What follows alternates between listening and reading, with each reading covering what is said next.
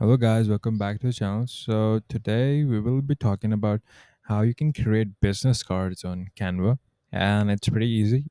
All you have to do is create an account. I have an account on Canva, and I have created one actually.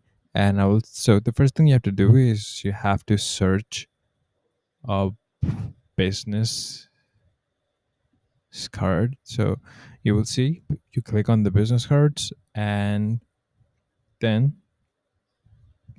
when you click on the business cards, you will see some designs. So search on it and you will see business cards. You will see the templates, and now you will have to choose one of the templates that you want to use. So I will use this one because it seems good. Now, what I will have to do is I'll have to click on customize this template. Customizing means that you can edit this template with the content that I have. So, for example, if my company's name is, for example, tech tips or something like this, I would do this.